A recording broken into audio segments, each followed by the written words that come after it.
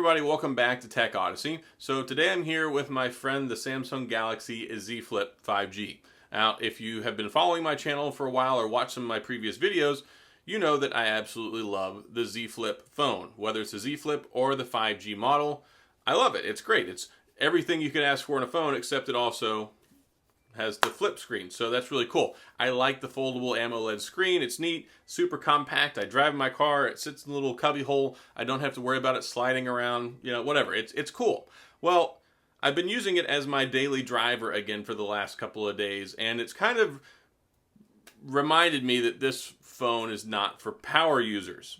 And I'm going to explain that here in a minute, but yeah, it's brought back some concerns with using it on a daily basis. It's kind of frustrating, and we're going to talk about it. But before we get into that, I do want to say if this is your first time stopping by the channel, I appreciate you being here. If you enjoyed the video, please hit the like and the subscribe button and the little notification bell if you want updates when new videos come out. Now let's take a look at the Z Flip 5G.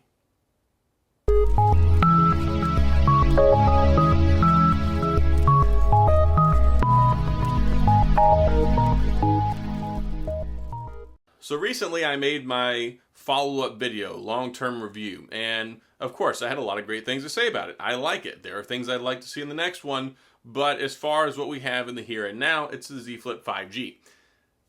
The 3300 milliamp battery, I think, just is not enough. Now, if you don't use your phone very much, this phone is perfect.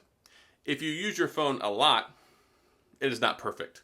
And just to give you an illustration here, I have clocked my battery life for the last 3 days, and I didn't even think about doing it until I realized at like 3 o'clock in the afternoon I was having to charge my phone, which is a serious problem because it's not even getting me through like a normal work day. So here's what we have the last 3 days. One day I got 3 hours and 58 minutes of screen on time with 15% battery left. Not very good. Then the next day I got 3 hours of screen on time and had 22% battery left. And then the last one today, it got 4 hours and 22 minutes with 16% battery left. So depending on what you're doing on your phone, your mileage can vary a little bit, but consistently right about the 4-hour mark. And that's very troublesome because that's very easy to go through. Like, it doesn't take long to burn through 4 hours of screen on time. If you're playing games, if you're using the camera, it really eats up the battery. So this phone is not for power users. Now, if you just want to have it as a primary phone and you carry a secondary phone you do all your work on, this is fine. If you just want to have it to carry around and you know that you're going to have to charge it by dinner time, that's just something that you're going to have to live with. And I actually had to charge the phone twice yesterday. 2 times because I got up early, I used it a lot, it was dead, I had to charge it up again, and that's just really bad. Now, normally, when I talk about battery in the context of being bad, I'm talking about the Note 20 Ultra, I'm talking about the S21 Ultra, but that's for a completely different reason. See, those initially got really good battery life.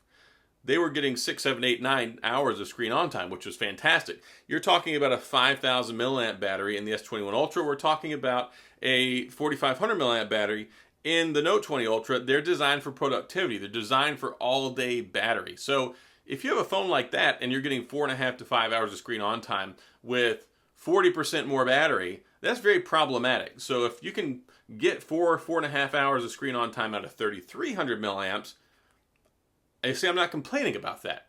It's not that the phone is inherently bad. It's just that the battery life is just not enough to get you through a day as a power user. So this has been a reality I've been living with the last couple of days.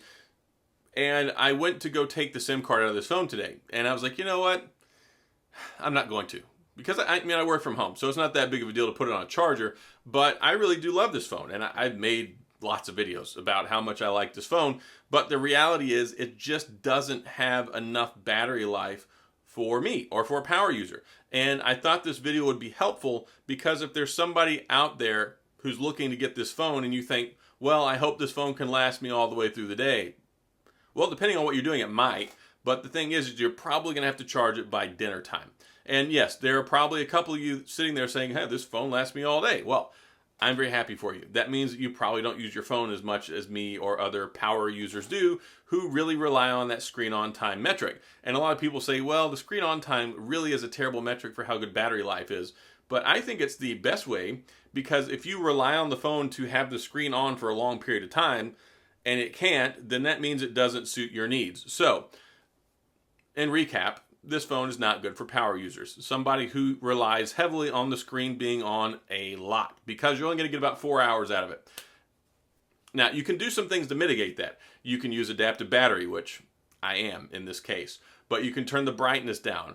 You can't adjust the refresh rate because this one's stuck at 60. But you can turn on power-saving features that will help stretch your battery juice out a little bit farther so it will last longer. And there is another video I made about how to increase the battery life on your S21 Ultra. Some of that stuff can apply here. You can click on the little link to check that out. But really, if you go in, if you use it in dark mode, if you turn the brightness down, if you have adaptive brightness on, if you turn on power saving features in the battery mode, then if you turn on power saving features in the battery section, then that stuff will help you out. It will make sure the phone lasts longer, but then you're not going to be using it maybe at the brightness you want to, or it may, feel sluggish sometimes if it's not as powerful as you want, or it might take a little bit longer to kick something in. So that's just a couple of things, food for thought. It's great from a power consumption perspective when you're not using it because you can close the screen. And that right there helps out a lot because a lot of people waste battery when you have the phone open for a long time. So if you've got it where your screen doesn't time out within 30 seconds, you could be burning up battery just having it sit there. So that's one of the great things I love about this phone. When you're not using it, you can very easily fix some things by simply closing the screen. And that's something that I really love about this phone. But those are just a couple ways to kind of mitigate the battery issues when it comes to this phone. But overall, I love it. Again, this is my most favorite phone of last year. It's still my favorite phone right now, and that's why I had such a hard time taking my SIM card out of it, because I really enjoy it. And yes, it doesn't have a 120 hertz refresh rate. It doesn't have a Snapdragon 888. It doesn't have stereo speakers. It doesn't have, some other things that I kind of like in the more modern flagship phones, especially like the S21 Ultra, which I totally love. But this phone right here, if you want it, just understand that if you're a power user, the battery is not going to last you all day. If you are a normal phone user, it may last you all day, but that's just one of the sacrifices you have to make. And I think that that's part of this infantile stage of these novel form factors. It's a learning and growing process. And somebody the other day was like, oh, I wish that they would make these phones where you could put new batteries in them and you could take the old one out and just swap it out like the old BlackBerry days. But you couldn't do that in something like this. And the way this phone is designed, it actually has two batteries. It has one in the bottom and one in the top, and they're connected together to give you all your battery life. And that's just one way that technology has allowed us to have something like this, which is totally cool. And I really enjoy it. And it's held up really well as far as the hinge and the durability of the phone. So I don't have any issues with this phone, other than it's expensive. That one hurts. But you can get them cheaper now, and there's some links down in the description if you want to check those out. But yes, I love this phone, but I was just thinking about it because even myself, I found myself reaching for my SIM card removal tool so that I could put my SIM in another phone and use it, because this one is just not quite lasting me throughout the day. But it's not because there's anything inherently wrong with the phone. It's just it only has 3,300 milliamps, and there's only so much you can squeeze out of that. So that's all I've got. Hopefully this has been good food for thought for you if you're interested in getting this phone. If you have one, maybe this is kind of, a reminder of this is one of the problems with it. And hopefully when the new one comes out, they'll address some of these issues and give us a bigger battery, and we can trade this one in, get the new one, and it will fix this stuff. So that's all I've got in this video regarding the Samsung Galaxy Z Flip 5G. Hopefully this has been helpful. Hopefully it's been informational. Hopefully it's given you some insight if you find that you're having the same issues. So that's all I got. If you have any questions or comments, please feel free to leave them down in the comment section. I will get back with you. If you enjoyed the video, please hit the like and the subscribe button and the little notification bell if you want updates when new videos come out. And as always, thanks for being here. I appreciate you watching, and I'll see you guys next time.